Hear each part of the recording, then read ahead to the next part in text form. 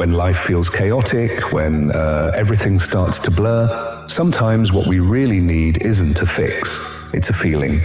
A reminder that we're not alone in this, that others have walked this path before us and left behind lanterns to light the way. Today, I want to walk beside you through 15 timeless lessons, drawn from the writings of Seneca, one of the most grounded minds in Stoic philosophy, but also interpreted through my own messy, beautiful, lived experience. These aren't just ancient ideas, they're living truths. Truths that breathe, bend, and rise with us, especially in those moments when we feel like we're falling. So whether you're just starting your journey or you've been seeking for a while, you're welcome here. This space is for you. We're not chasing perfection, we're practicing presence. We're choosing progress that actually feels like growth, not pressure.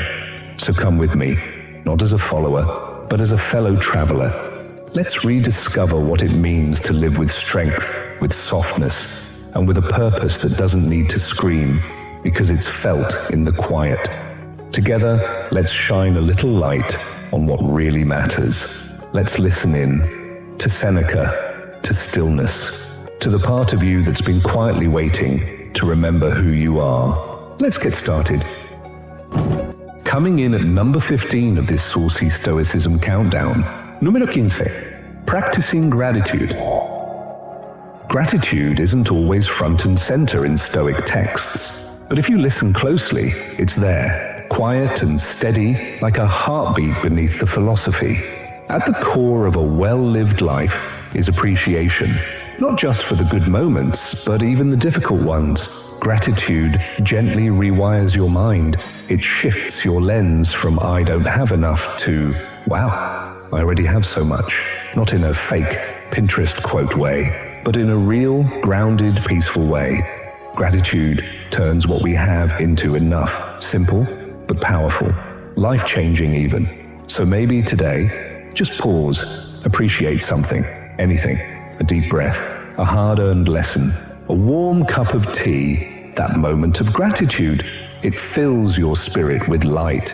And when life gets dark, which it will, that light becomes your compass. It helps you find your way forward. Now, if you're like me, that's easier said than done. I used to be a certified overthinker sphincter, which is a poetic way of saying my imagination loved to live la vida loca. I wasn't in control. I was just along for the ride with no seatbelt. So I had to start small, embarrassingly small. My mind went from complaining and catastrophizing to cocooning inside this warm, fuzzy victimization blanket. I wasn't a butterfly in a chrysalis. I was just emotional soup in a paper cup. But then I came across Epictetus.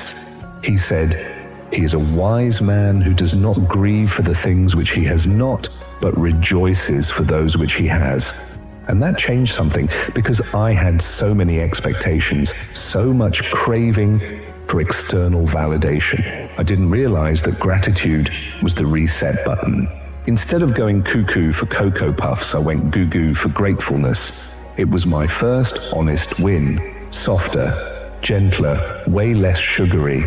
Less like an animated breakfast bird losing his mind, and more like a real person slowly finding theirs. And sure, maybe I was still emotionally constipated, but I was grateful for that new cherry Pepto fresh off the Walgreens shelf. I didn't quite hit a yay Pepto-Bismol moment with a celebration elimination party, but that small moment, that was enough, and it got me moving. Coming in at number 14 of this saucy Stoicism countdown, Número 14, Embracin Vulnerability. It takes real courage to be vulnerable, not the kind of courage that wears armor, but the kind that lets itself be seen fully, messy, unfinished, human. We're taught to hide the cracks, to smooth over the pain, to only show the filtered parts of ourselves that seem together. But real strength? It's not in pretending you've got it all figured out. It's in showing up anyway. It's in saying, "I'm scared, and I'm still here. I'm confused, but I'm still trying." Vulnerability isn't weakness. It's the birthplace of courage. the soil where connection begins to grow. Not in perfect words, not in highlight reels, but in the quiet, unedited honesty of being real. Healing doesn't demand perfection. It asks for presence. It asks you to stop hiding from yourself. Growth begins the moment you stop performing and start telling the truth. Even if your voice shakes, even if your past screams, even if you don't know what comes next. You don't need to be fearless, you just need to be true. That's not weakness, that's strength, wrapped in light. Coming in at number 13 of this saucy Stoicism countdown, numero 13, cultivating a robust mindset. Your mindset is the soil where all your actions grow. I wish someone had told me that when I was buried under anxiety, chasing certainty like it was oxygen. Because the truth is, you can't always control the chaos, but you can train your response to it. Seneca said that what we believe inside shapes what we build outside, not in some Pinterest quotes way, but in the quiet moments when life doesn't clap for you and you have to decide, do I get bitter or do I get better? That's what Stoicism is, not cold, not robotic, but resilient, creative, a kind of soul fire that forges clarity out of confusion. Steel is forged in fire, they say. But no one talks about how loud the fire is, how lonely the forge can feel. So maybe this isn't just a motivational quote. Maybe this is a mirror. Are your thoughts lifting you or slowly leaking your energy? Are you focused on solutions or stuck in a rerun of complaints? It's okay, we all get stuck. But you're not your thoughts. You're the one hearing them. And that means you get to choose which ones you water. So here's a simple idea that helped me when I felt lost. What you rehearse in your mind becomes what you repeat in your life. And if you can shift that rehearsal from fear to purpose, from stuck to steady, even just a little, you'll start to feel the roots growing stronger beneath you. Coming in at number 12 of this saucy Stoicism countdown, numero 12, choosing your influences wisely. While we don't get to choose the family we're born into, we do get to choose our friends, our role models, our mirrors. Seneca definitely prioritized this, as he surrounded himself with people who challenged him, uplifted him, called him out when he slipped. Because Seneca was a man who didn't just want company, he wanted alignment. So let me ask you something gently. Are the people closest to you helping you become who you're meant to be, or are they quietly pulling you back into who you used to be? Because your circle isn't just a reflection of your past, it's a blueprint for your future. And you deserve a circle that honors your growth. Not perfect people, not saintly sages, just folks who try, who care, who walk with integrity, even when it's hard. The truth is, you're allowed to choose again, to shift, to seek people who see you, who bring out your weirdness and your wisdom, your courage and your calm. People who make you feel like coming home to yourself. Here's what helped me when I felt alone in this. You don't need a crowd to walk your path. You just need a few lanterns, a few souls who light the way by walking it with you. And maybe this video is one of those lanterns. Coming in at number 11 of this saucy Stoicism countdown, numero 11, cultivating resilience through adversity. Seneca didn't live an easy life. He was exiled, criticized, burdened by politics and pain. But somehow he turned all of it into wisdom. Why? Because adversity introduces you to your real self. The setbacks, they're not blocks in your path. They are the path. They're not punishments. They're initiations, sacred invitations to transform. As Seneca said, or might have said if he had a podcast, pain is the price of transformation. And yeah, it hurts. Growth usually does. But what if the pain isn't just something to survive? What if it's the very thing that's trying to shape you? So whatever you're facing, don't numb it. Don't run from it. Learn from it. Let it make you softer and stronger, wiser, more grounded, more real. Adversity isn't your enemy, it's your teacher. and resilience, it isn't what you build in spite of the pain, it's what you become because of it. Coming in at number 10 of this saucy Stoicism countdown, número 10, doing the hard things. If you're hearing this, maybe you're carrying something heavy right now. Maybe you're tired of pretending things are fine when they're not. I've been there. And there's something Seneca said that helped me find a way through.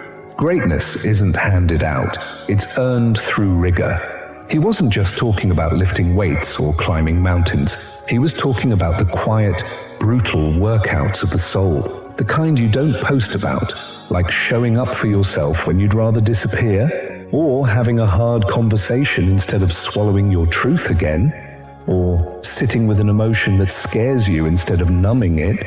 Those are the real reps, and they hurt. But every time you choose the hard thing, not for show, but for your own integrity, you're building something unshakable inside.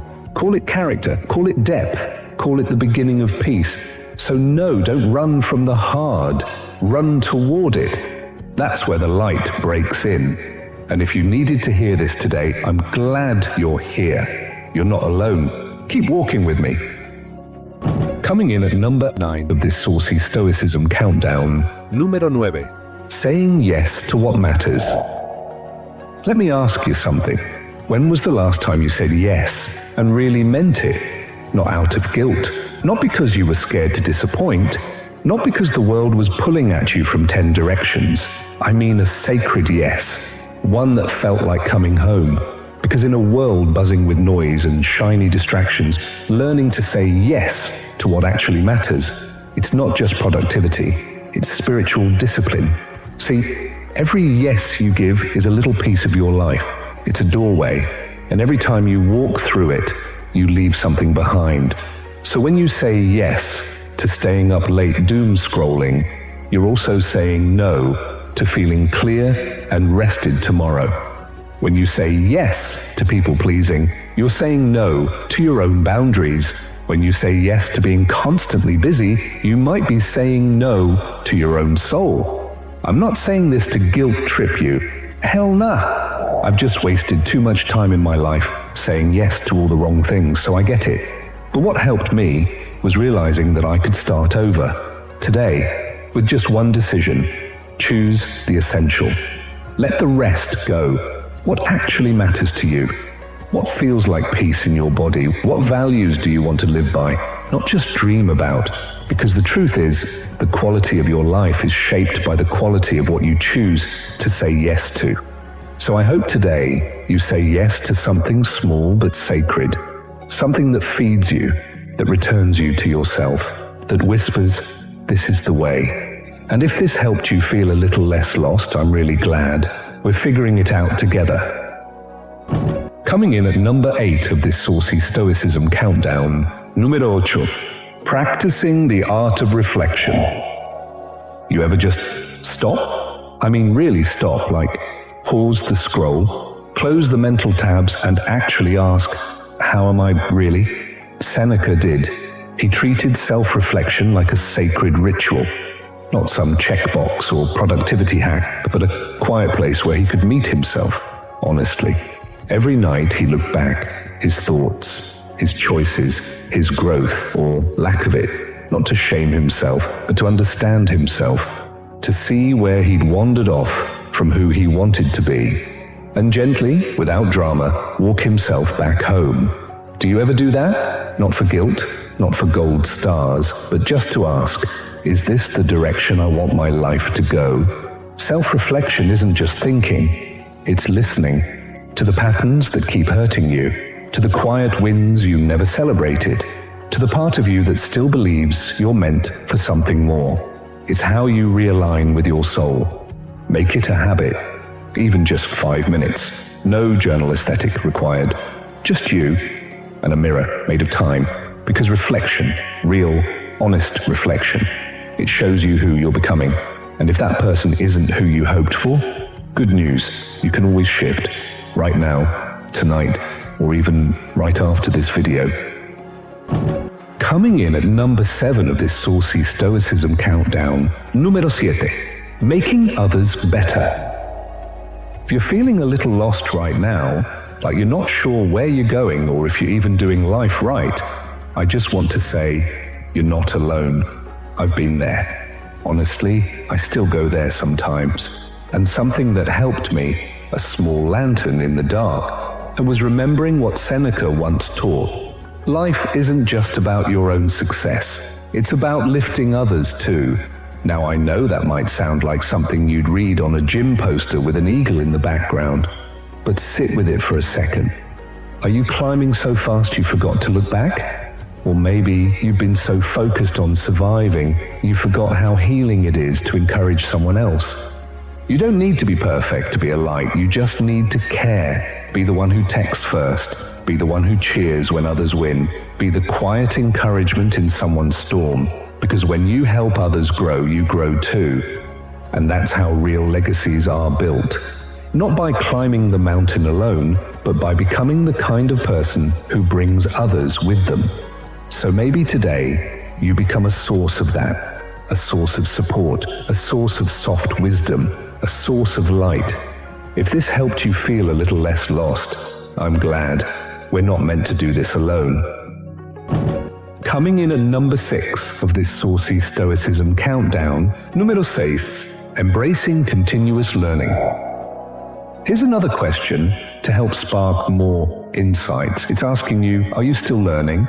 Not like school learning, more like soul learning, the kind that happens when life sucker punches you and you have to decide whether to shut down or open up. Seneca was a lifelong student, not just of books, but of life, pain, beauty, failure, and weird Roman politics. He never stopped growing, and you shouldn't either. Because here's a truth I had to learn the hard way. In a world that's constantly shifting, emotionally, culturally, algorithmically, staying still is just another form of drifting. Learning is how you stay lit inside.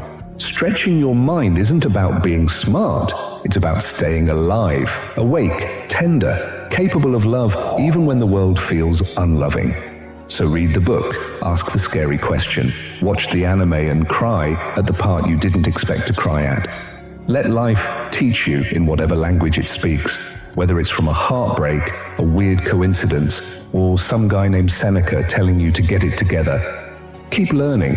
It's your edge, it's your armor, it's your doorway to becoming someone you're proud to be.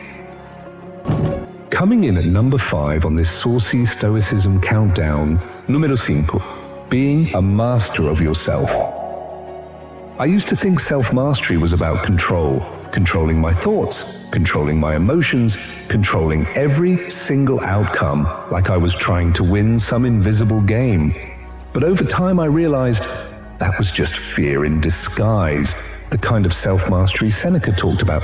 It's not about dominating your life like a tyrant. It's about owning your life like a steward, taking full responsibility for your actions, your choices, your reactions. Not because you want to control others, but because you finally understand you are the path. Temptations will show up, distractions will call your name. There will always be an easier way to numb the ache or dodge the growth. But self-mastery is choosing the harder right over the easier wrong. It's saying, I may not feel like it today, but I know what I'm building. It's quiet discipline in a loud world. It's becoming your own compass and learning to point yourself back toward growth, even when it's foggy. And here's the wild part. This isn't something you're either born with or not. It's a muscle, one you train, one you refine, one you strengthen every single day. So if you've ever felt lost or overwhelmed, I want you to know you're not behind. And maybe, just maybe, self-mastery is less about becoming someone new and more about returning to the person you were before the world distracted you. Coming in at number 4 on this saucy Stoicism countdown, número 4. Seeking Challenges. There was a time I thought ease meant I was doing life right. But Seneca knew better. He understood something I wish I had known sooner. Real growth? It doesn't sprout in the comfort zone. It takes root in the discomfort, in the chaos we try to avoid, Life's challenges aren't punishments, they're invitations.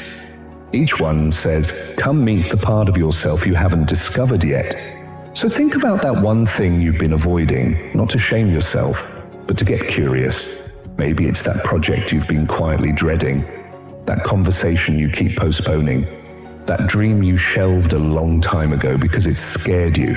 We all have our version of it, that edge we don't want to touch. But here's the truth Seneca held like a compass. The edge is where the light gets in. The resistance? That's your training ground. And the discomfort? It's trying to introduce you to your undiscovered strength. So step toward it, not recklessly, but reverently. Even one step is enough to shift the whole landscape of who you're becoming, because it's in the crucible of challenge that your deeper self gets forged, not in the absence of fear, but in walking with it. And if that scared version of you is still there, that's okay. Take their hand. Let them come with you. You don't have to do it perfectly, you just have to show up. Coming in at number 3 on this saucy Stoicism countdown, Numero 3, protect your time. Time isn't just passing, it's being spent. And once it's spent, you can't earn it back. Seneca said it best. Most people suffer not from a short life, but from wasting too much of it on things that don't matter. And yeah, I've been there, caught in loops of scrolling, doubting, pleasing, numbing, forgetting that every minute is a piece of my life I'll never see again. So now I ask myself, am I treating my time like the treasure it is? Because time is more than just hours and days. It's the soil you plant your future in. It's the fuel your purpose runs on. It's the love letter you write to your own becoming. And the truth is, every moment you spend is a choice. You're either investing in what grows you or leaking energy into things that quietly hollow you out.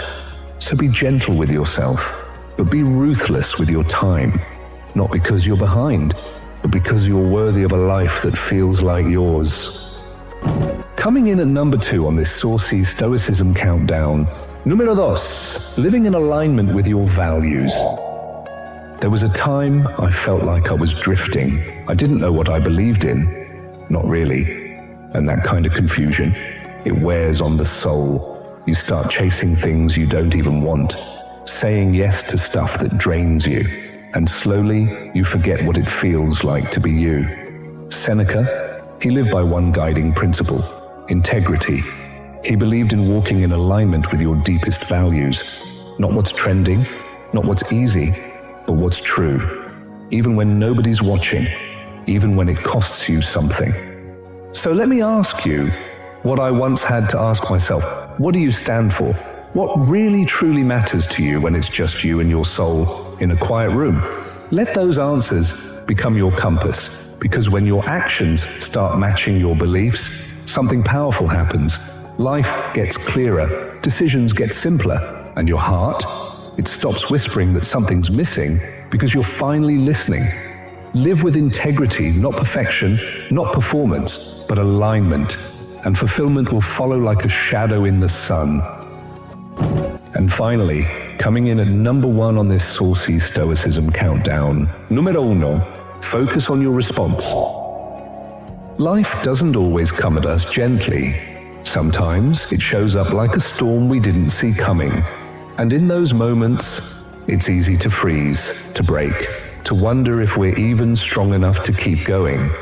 But Seneca, this ancient soul who knew suffering intimately, reminds us of something quietly powerful. It's not what happens that defines you, it's how you respond. So pause with me for a moment. Think back to a time, maybe even recently, when life hit hard. Did you shut down, snap at someone, blame yourself? It's okay. We all have those moments. But now, ask yourself this. What would it look like to respond, not from fear or anger, but from intention, from dignity, from the version of you that's learning to breathe through the chaos? That's where your real strength lives, not in perfection, but in the quiet choice to respond with presence. So if today feels heavy, just pause, breathe, and take one small step, not away from the pain, but toward your power. One moment of intention can change the whole story. So there you have it. The 15 timeless Stoic principles, stacked from the light lifts to the heavy hitters. And look, it's not about being perfect at all of these. It's about knowing the weight each one carries and being brave enough to pick them up anyway. Every step you take on this path sharpens your character. Every hard principle you lean into, that's one more strike on the anvil of becoming who you're meant to be. And if you vibed with this countdown, drop a like, hit that subscribe button, and let me know in the comments which principle hit you the hardest. Thanks again for riding with me through all 15 of these Stoic lessons. Now go take that fire and live it. Until next time, thanks again for watching. Stay up, stay blessed, and I'll catch you all on the flip side.